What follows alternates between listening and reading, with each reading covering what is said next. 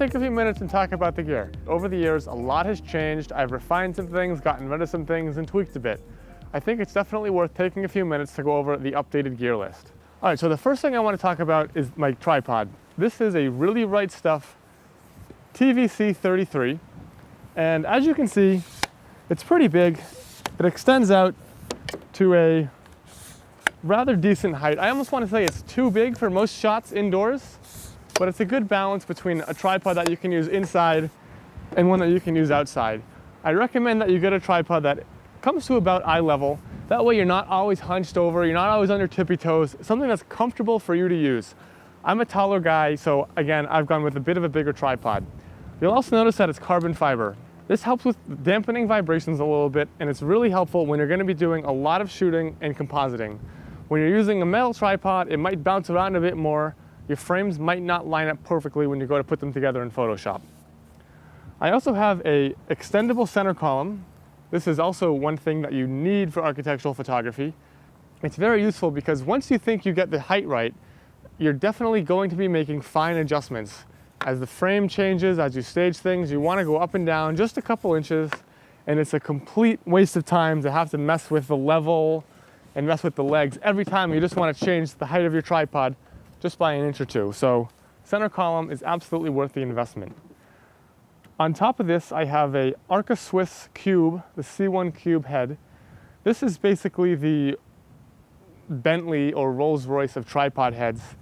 This is a geared head, which allows me to make fine adjustments to the camera without inducing the sag that most all ball heads have. If you have a ball head, you'll probably realize that when you tighten it down, the camera always lurches or sags a bit after you made your final adjustments. A geared head does not do that, and it allows you to make very precise adjustments in both directions without that sag. Another thing that's great about this Arca Swiss Cube is that it has a self-leveling head. So no matter how crazy the angle of my tripod is, if I'm backed into some corner or something, I can get the tripod leaned way out of the way and then adjust the base so that it's completely level. I can then pan in 360 degrees while keeping the camera completely level. Let me be clear that this head is a vanity item. It is in no way, shape, or form necessary. This is basically the highest end head you can buy. If you don't want to spend nearly $2,000 on a head, there are alternatives. The second tripod I use is a Manfrotto 055 CX3. This is a smaller version. I used this in the last tutorial mostly, and this is for when I'm shooting a really tight space and I need to get in a small, compact position. On top of this, I have my other geared heads. These are Manfrotto 410 Juniors. These are about $200, $250, and these, by all accounts, are just as functional as the Cube. They're a little more tricky to use, and they tend to fall apart a bit faster, but they get the job done perfectly well. Again, the Arca Swiss Cube is a complete luxury purchase. You don't need it. I do recommend, if you don't have a crazy budget, to get the Manfrotto 410 Junior geared head. Like I said, this will get the job done. It's just not going to be as pleasant or easy to use. My third tripod, and by far most ridiculous one, is this Bogen 3258. This is pretty old. I think they make them now. It's called the Manfrotto 151 Mark IIB, and this is a complete beast of a tripod. This will allow me to get up to 12 or 13 feet in height. So when I'm shooting uphill or something, I'm able to get my camera to the appropriate height. Now, this thing is totally heavy, and I don't really travel with it. I generally just leave it in the back of my car. But as you can see, when you need camera height, this is the way to do it. I normally use this when I'm shooting a really large building or I'm shooting downhill from something that I want to get a little bit of height on. I'm careful not to use this too much because in most cases, the more height you get, the less drama the building has. So if you go too high, it tends to really make the building look less impressive than it is. So this is one of those things that you've got to use very sparingly and know when to use it. All right, let's take a moment and talk about the cameras. Now, a lot of people really put a lot of emphasis and thought into which camera they use, but it's not that difficult. All that's really important is that you're using a full frame camera that allows you to use tilt shift lenses. I personally use Canon, but if you're a Nikon guy, that's totally fine too. If you want to use Sony and get an adapter, that'll work just as well. The important thing is that you're comfortable with it and it allows you to use architectural photography specific lenses. I personally use Canon, and my main camera of choice is the Canon 5DSR. It's 50 megapixels, it lets you crop for days, and the image quality is amazing. But it's kind of overkill, and honestly, I don't use it for every job because the file sizes are just so huge. The camera I use almost more often is the Canon 5D Mark III. This is more reasonable in terms of file size, and honestly, the image quality is just as good as the 5DSR. This camera is 24 megapixels, which is still more than adequate. I've had images shot with this camera on billboards, 2-page spreads in national magazines, and been used as ad campaigns all over the world. Again, this is kind of my workhorse camera, and it's what I use for most of my jobs. Lastly, I have a Canon 6D. I think this is the best value as far as cameras are concerned. This is 20 megapixels, full frame, and accepts all the tilt-shift lenses that Canon makes. I think you can get them used for around $1,200, $1,300 nowadays, and if I had to recommend you buy a single camera to get into this, the 6D is what I would recommend. The image quality is just as good, if not even better by some accounts, than the 5D Mark III, and like I said, it works great with the Canon tilt-shift lenses.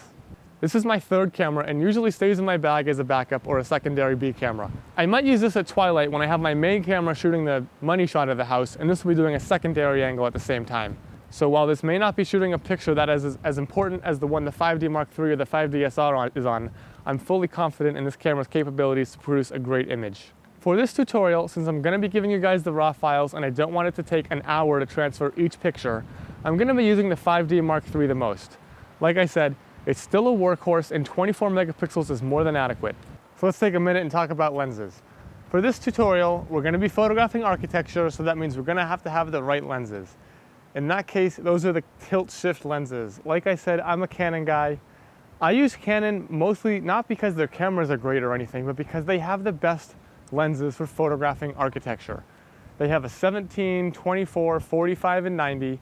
They're the only camera manufacturer that has such a wide range of lenses for architecture, and the lenses they do make are amazing. The one I use the most is the 24mm. This is the second version. It came out maybe 3 or 4 years ago, and it's my favorite lens. I use this on 90% of my photos. It's sharp, the color is amazing, there's barely any chromatic aberration, and there is minimal, if any, barrel distortion or any distortion of any kind that I have to correct.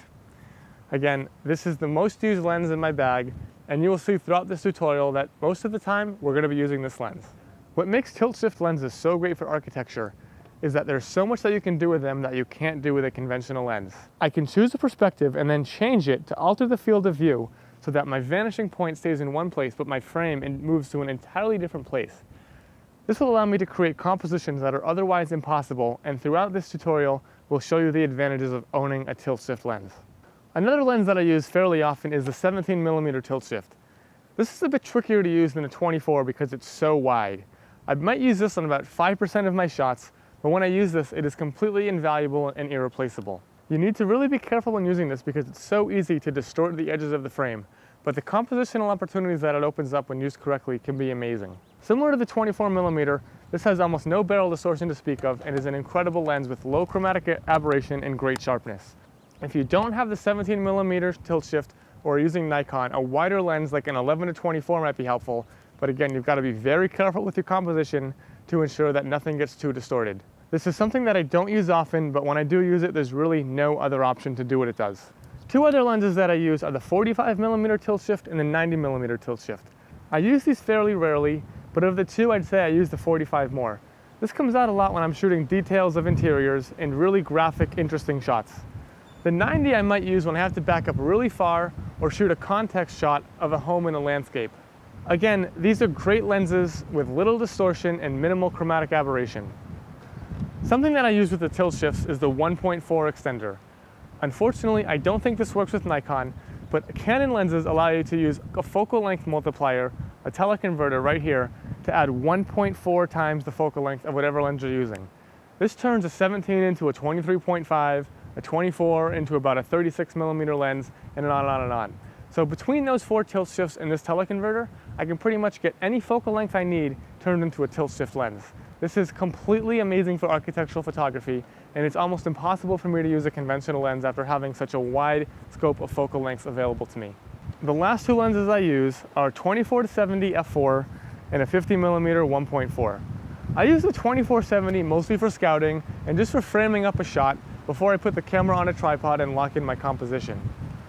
I use the 50mm 1.4 when the light is exceptionally low and I need to shoot detail shots. Occasionally a client will want a shot with a lot of bokeh or an out of focus soft background, and this lens really comes in handy for that. One lens that I keep in my bag, but honestly really doesn't get used often, is a 7200. I use this fairly often for aerial photography, but for strictly architectural photography, I don't use this lens too much. I've migrated mostly over to the 90mm tilt shift on a tripod.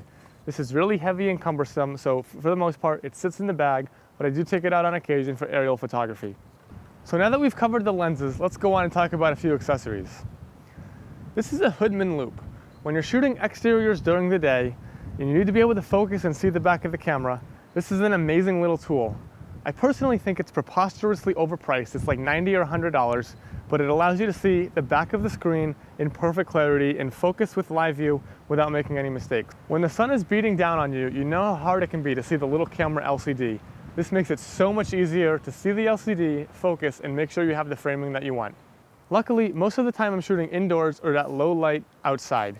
That means I can use the Cam Ranger. The Cam Ranger is an amazing device that if you followed my work at all, you know I love to death. And what it does is it allows you to create a wireless hotspot which immediately beams the images from your camera to an iPad. This allows you to see the images that you're creating in real time and make any adjustments on a much bigger screen than the back of your camera's LCD. You can also control all the camera's functions, so you can change the shutter speed, aperture, anything like that. You can view in live view, you can record video, and you can set this up so that your clients can have an iPad as well, and they can see exactly what you're seeing as you shoot it. A few other things I use on a regular basis are circular polarizers. These help to cut down reflections and minimize glare. I've got them in both 77 and 82mm sizes so that I can use them on most of my lenses. The only real problem is that there's no real option for the 17mm tilt shift. I think Lee or Hi-Tech makes a polarizer for the 17mm tilt shift, but from what I can tell, the coverage on that is pretty spotty because it's such a wide angle lens. In addition to the Cam Ranger, I also have this cheap little phonics transmitter. This is a remote trigger that allows me to, when I'm setting up a shot super fast or trying to get something that I can't shoot tethered, I'll use one of these. It's a good backup to the Cam Ranger as well, just to have in the bag, just in case. As you can probably tell, I've got a lot of electronic devices going on at any time I'm shooting. This is a little power pack battery that I just got on Amazon. This one in particular is made by Jackery. I think this is a couple years old, so there are now better, cheaper, faster, and smaller options on the market. But it's great to have some backup USB power to power iPads, iPhones, Cam Rangers, you name it. This is a great little tool to have in the bag. Another power source that I frequently use is this inverter. This is a power inverter that plugs into my car and allows me to charge electronics with a normal power outlet. It also has 2 USB slots, so when I'm driving to or from a gig, or I'm out in the middle of nowhere, I need to power a laptop, a Cam Ranger, charge a battery, I keep this in the car just for backup power just in case. It's like 30 bucks and totally worth it. However, do not try to fire strobes off this or you will kill your car faster than you fire the strobe. That would be a terrible idea. The voltage is just not there to support the car and you'll blow fuse in your car. Don't do it. Just low power battery devices for this one. These are great for traveling as well. If you're overseas, I don't even think they make these for other voltages. So if you keep one of these in your travel bag, it can be invaluable when you're in a rental car and you gotta power your devices. One last thing before I move into the grip, lighting, and all the other random accessories. These are walkie-talkies. Now, for years, I have not been using them, and I don't know how I did it without them. This particular brand is Retevis. I got these on Amazon for like 20 bucks a piece. They're almost so cheap they're disposable, but the next best option is like a $500 a unit Motorola thing. These are great. I don't have to worry about breaking them. They let me communicate efficiently, and the sound quality is pretty amazing for what you pay. When I'm trying to light something that's far away or talk to my assistant on another floor, these are so much better than using a cell phone or trying to yell to get their attention. So that was most of the camera-related accessories. Now we're going to take a few minutes and jump into the lighting aspect of things. All right, so let's talk about light stands. Just like a tripod, you're going to need some light stands. I used to use the smorgasbord of random light stands, but now I've got a pretty refined approach to the whole thing. These are Manfrotto 1004 BACs, and they are stackable light stands which fold down and stack into this neat little configuration. When you're traveling, this is awesome because you don't have light stands poking out into random directions and getting tangled with each other. When you disconnect them, you've actually got a ton of height that comes out of these. So from these little stackable light stands that are perfectly good to travel with, you're able to get 13, 14, 15 feet of coverage. They're air cushioned so you don't break a finger or drop a light. And they're super easy to stack together and fold up. All right, so as you can see, they fold together in this neat little stack, and I would throw that right into my bag. In addition to those bigger stackable stands, I have a few of these little guys. These are the Manfrotto 5001B, and these are super helpful for getting into tight spaces, small corners, or just putting up speed lights. They've got a tiny footprint, and they can tuck pretty much anywhere. They also weigh almost nothing, so they can fit in a bag and take up whatever little space you have left. And as you can see, the footprint when they're folded is almost non-existent. Lastly, I have this little monopod. This is a Manfrotto 679B. This is probably not the best option. This is 5 or 6 years old. I've just kept it forever.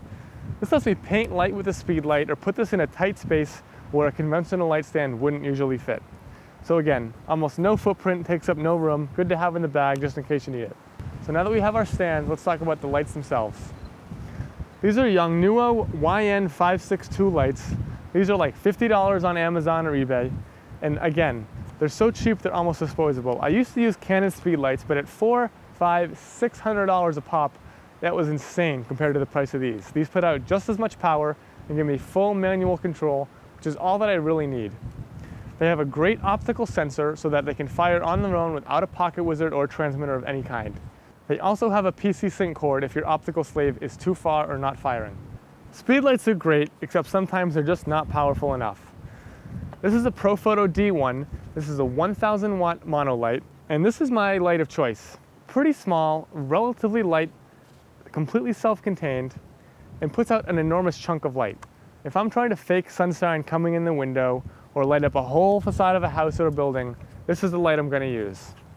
In addition, I've got Profoto B1s. These are a bit less powerful than the D1s, and they have no cable whatsoever. They're completely battery powered. For the most part, I really like these. There's a few problems with them.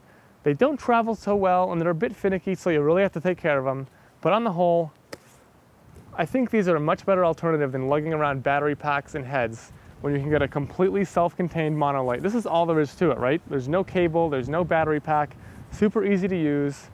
You just gotta really be careful when you travel with them because they do tend to break. They have a really fragile glass dome, and for some reason the TSA likes to get in there. I don't know what happens, but whenever I fly with these things, they tend to end up broken. So just be careful, pack them really well when you travel. Now let's take a minute and talk about light modifiers. This is a Profoto reflector dome, and this is something I use very often. All you do is slide this over the light, and it lets you aim the light wherever you want. I usually use this to bounce off a ceiling or add direct light when I'm white painting. These are really simple to use. You can change the amount of diffusion and the angle of spread by just going up and down with the modifier right on the light like that. It locks in, it's simple, and I haven't broken them yet, so I got nothing bad to say about them. Something else that I use very often is an umbrella. This is a Profoto deep silver large umbrella, and we're about to get some Mary Poppins action here, so hold on. I'll use this to add soft light to a room, but as you can see, when you're shooting on location or outdoors, this can be a bit of a nightmare. When it's too windy, I'll replace this with a beauty dish, which is something that is not going to turn me into Mary Poppins. But all that being said, I absolutely love the light that this thing puts out. It's a gorgeous light when you can use it. Sometimes it's just too windy outside or the umbrella is too big to fit in the space that you have. When that happens, I use this Profoto collapsible beauty dish. This just came out in, what is this? April 2016. It's brand new, but I absolutely love the light it creates and I love the small footprint. Again, 2-foot small beauty dish, completely collapsible, works great on location and is not going to turn me into Mary Poppins when I face it into the wind. So not only do I use strobe, I often use hot light. And this is my hot light of choice. This is a Lowell GL1. What this does is outputs a nice, warm, incandescent colored light, which I love to use on interiors and on wood.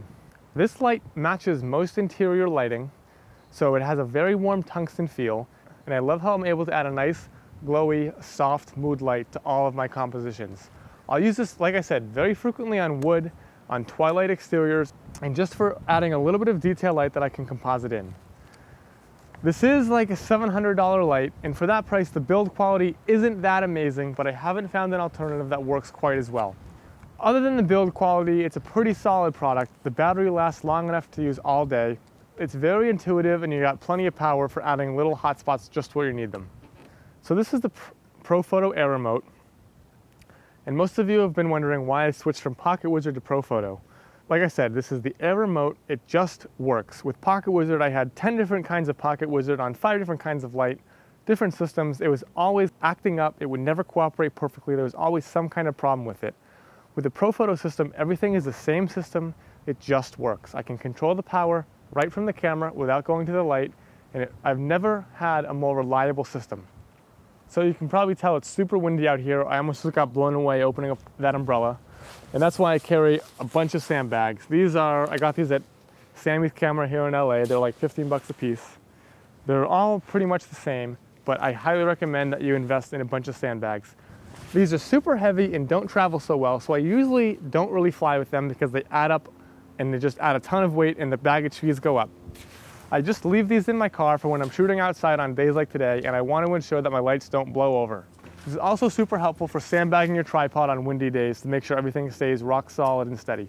I've also got tons and tons of extension cable. I've probably got 200 or 300 feet in total.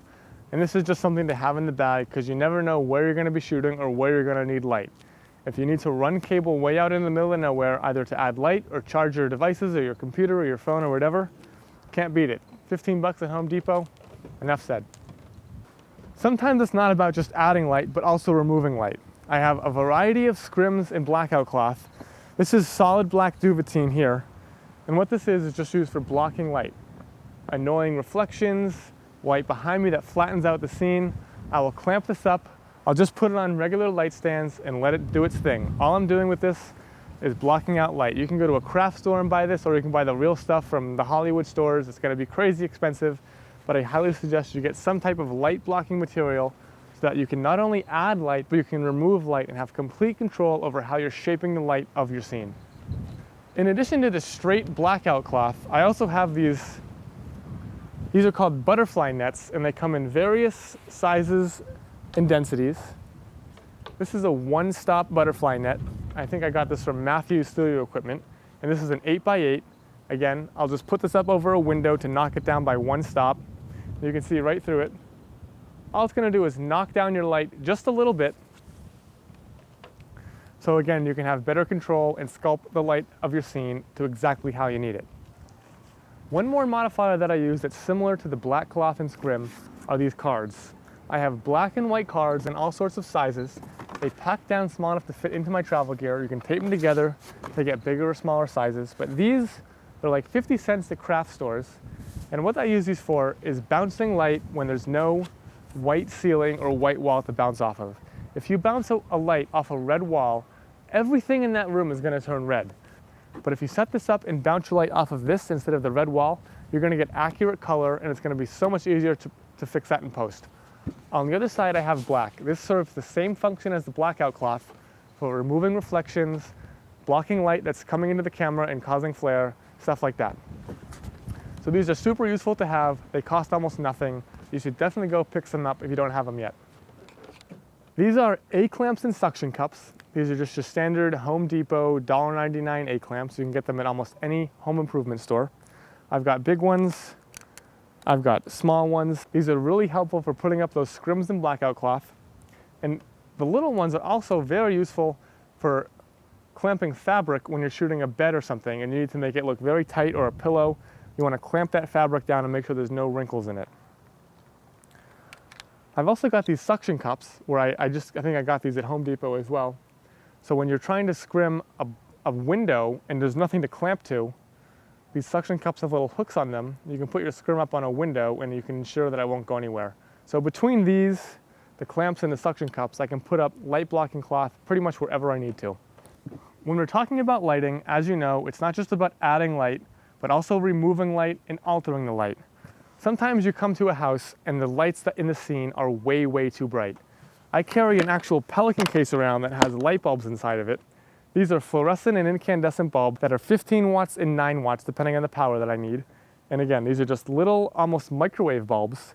You can replace the bulbs in your practical lights, that is the lights in front of the camera, and knock down those super bright, brand new LED lights into a nice, warm, glowing, inviting bulb. This will really help tame the scene, and it's one thing that a lot of photographers don't think about. So not only do we have flash, we have subtractive light, and we're able to alter the light of the actual lights themselves in the scene to create a more glowing, inviting effect. The last light-related thing I want to talk about is cinefoil. Similar to the black cloth, cinefoil is used for removing lights. Cinefoil is basically the most expensive aluminum foil you'll ever buy, but it's matte black and fireproof. So what you can do with this is cut a piece off and put it over a light to block it entirely. So for example, when you're shooting an office and there's an exit sign, and you know those really ugly green or red casts that they put out, you can wrap the exit sign in cinefoil, not worry about it catching on fire, and remove that light cast entirely. This is also really helpful for when there's a light that's just out of the frame coming into the lens at an oblique angle, causing flare. You can use cinefoil to block that light and take care of the problem. So we've talked about our flash, we've talked about hot light, we've talked about subtractive light, additive light, we've talked about cinefoil, scrim, shaping the light to create the ideal scene. The last thing I want to talk about is gels. So not only are we going to add and subtract light, but we're going to actually change the color of the light to suit the scene. What I have here is a roll of all types of gels. I've got CTO for adding orange, I've got CTB for adding a little bit of blue, I have green and red for dealing with fluorescent lights as well.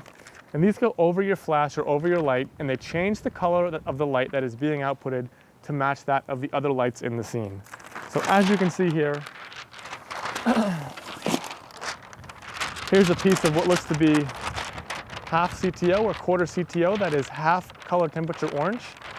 And if I'm shooting an interior scene and all I want to do is warm up the lights, or I want to warm up the temperature of the flash, I'll put this over the flash and fire the light through it so that rather than a bright white 5000K light, I get a nice inviting warm glow out of my flash. One thing I want to talk quickly about, you may find kind of humorous. This is actually sidewalk chalk, and this is really helpful for when you're scouting and you find the right angle. Obviously, you don't want to use this inside, but when you're shooting an exterior and you know where you want to put the camera, you take some sidewalk chalk and you mark exactly where the camera needs to go so that when you get back to that spot at night, you know exactly where the camera has to go. This is also super helpful for when you're scouting something the day before and you have to get up really early to shoot a morning, dusk, or twilight shot. Mark it out with chalk, put the legs of the tripod in the right spot. That way when you get there, you're not messing around trying to find the perfect composition again. The last and most humorous thing here is probably this carpet rake. I have spent more time than I care to remember on my knees raking a carpet to remove footprints and irregularities in the carpet. A nice groomed carpet can actually add to a photo rather than distract. And when all you see is footprints all over a brand new $10,000 carpet, it doesn't look so great when you spent tons of effort on the photo making it look perfect. It's impossible to clone them to look perfect. So again, pick up a carpet rake, they're like 20 bucks on Amazon, rake out the carpet, get your carpets looking nice and neat, and your photos will be so much better for it. I am constantly traveling for gigs, and I figured out what works best for carrying all my gear around. This is actually a golf cart case. This is made by SKB, and I think they're 80 or 100 bucks. All my light stands and tripods fit perfectly in here, and I've never had a problem with it. It's really light and works really well for carrying long objects like tripods and light stands, things that can get banged up and you're not too worried about. This here is a Think Tank Logistics Manager. This carries all of my grip and gaff equipment, all my extension cables, my clamps, my scrim, my net. It all fits in here perfectly.